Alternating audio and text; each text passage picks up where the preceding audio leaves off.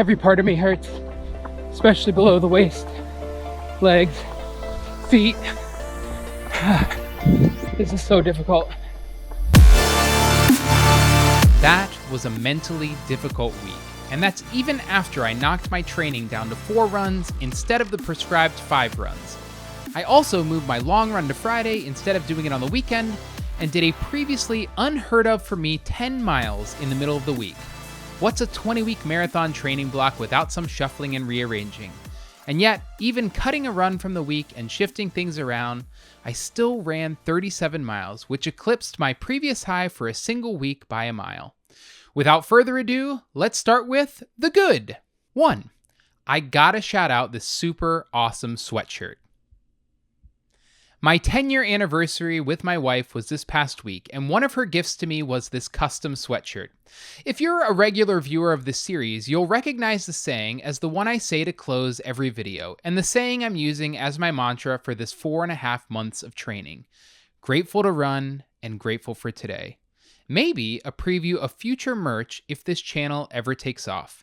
For now, I'm gonna enjoy this one-of-one special sweatshirt. 2. Prioritizing life alongside running. I think the reality is that if you're going to run a marathon, you've got to put in the miles. And as you get deeper into training, the runs get longer and take more time. So when I first laid out my training plan, I realized that I was scheduled for a 17-mile run on the weekend of my 10th wedding anniversary. And on that weekend, we were supposed to steal away for a small vacation. So I shifted things around. I was able to get up early on Friday morning and accomplish that monster of a run then instead of over the weekend. That did mean that I had to cut a 5-mile run from the schedule, but moving things around allowed me to get in the necessary work and still enjoy every aspect of my anniversary and our weekend getaway. And ultimately, I'm not an elite runner doing this for my career. Keeping everything in perspective is so important.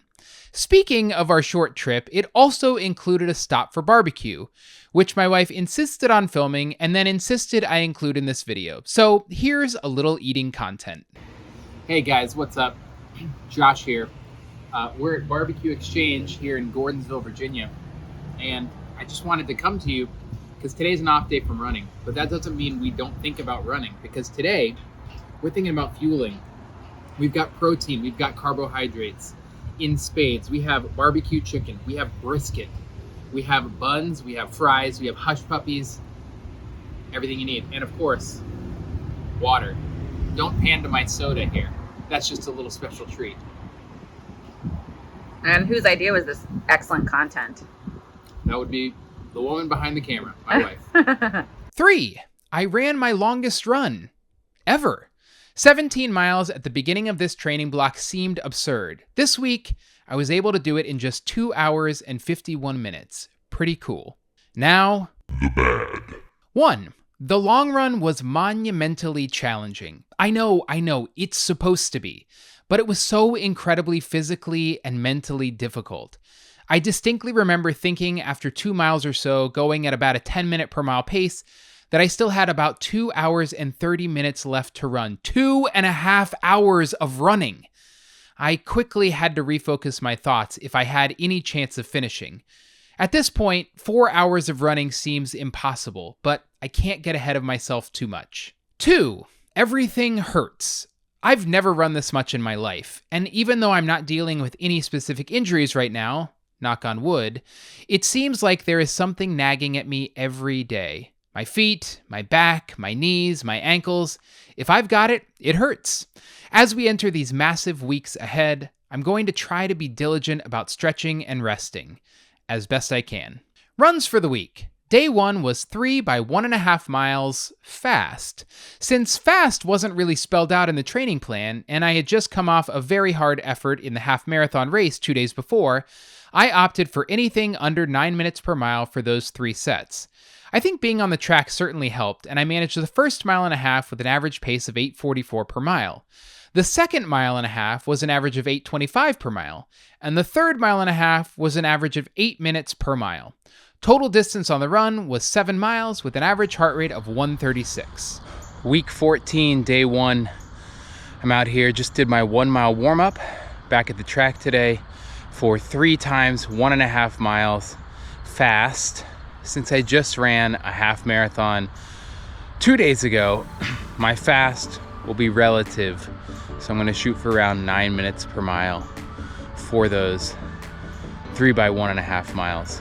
I thought I'd be the first one out here today. There's actually already 2 people running in the dark. Runners are dedicated, man. Cool people.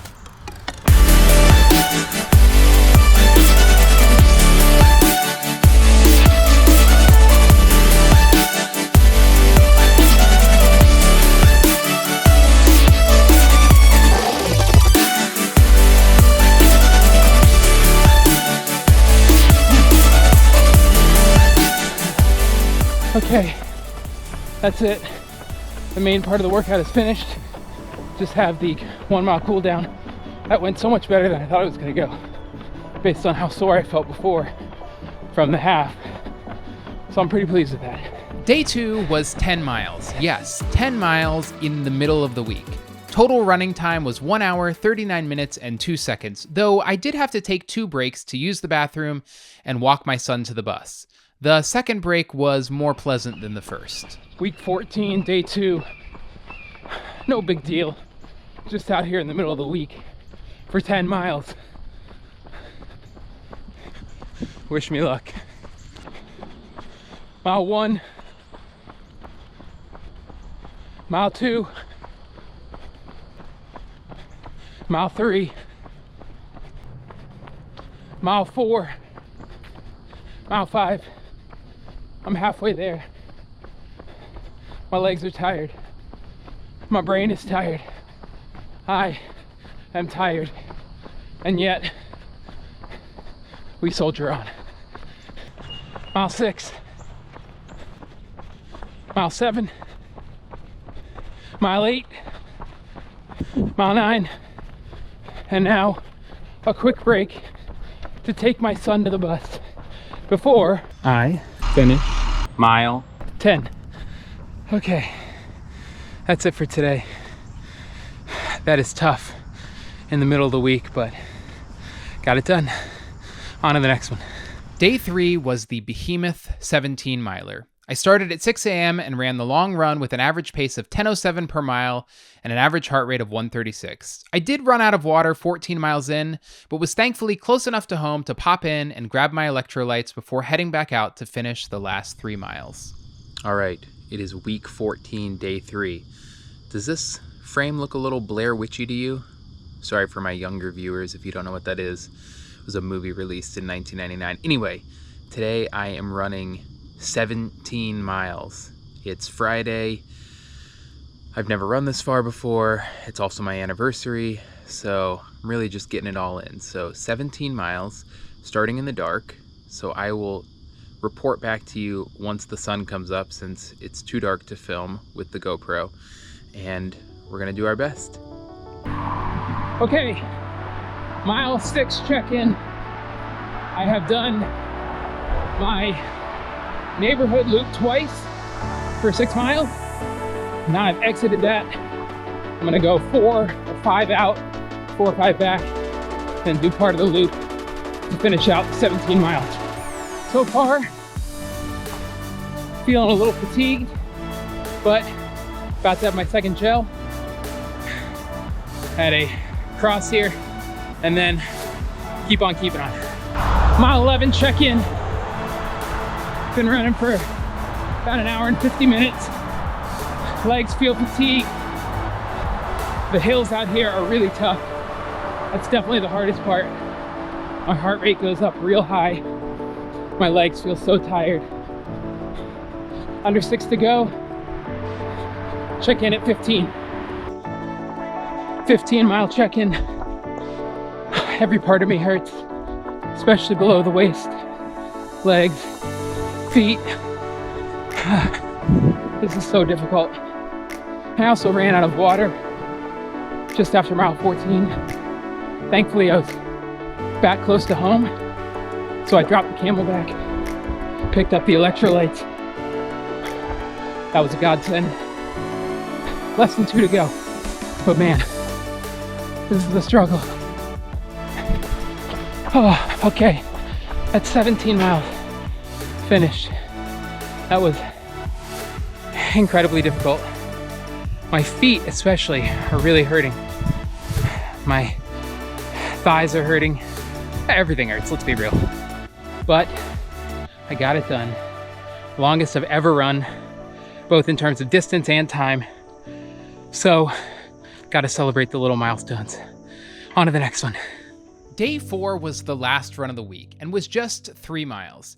Despite it being so short relative to everything else, it was probably the most difficult. I attempted it in by far the hottest weather of any of the runs throughout the week, and after consuming a ton of heavy food on my anniversary trip.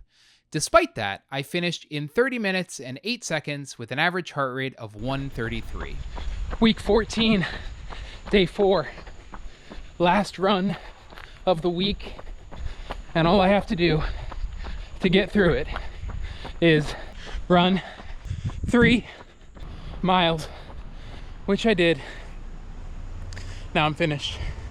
You know, sometimes these shorter runs can be more difficult than some of the longer runs. A lot of that has to do, I think, with not being mentally or really physically prepared when you go out and do these shorter efforts. But it's behind us. On to week 15. There you have it, 37 miles closer to the start of the Marine Corps Marathon. 4 massive runs the next 4 weekends, including a 19-miler in week 15 and a 21-miler in week 16 await. But those are problems for future Josh. As always, I'm grateful to run, and I'm grateful for today. 6 weeks to go. This is Foot Up to Finisher, and this is episode 14. Thanks for watching. See you soon.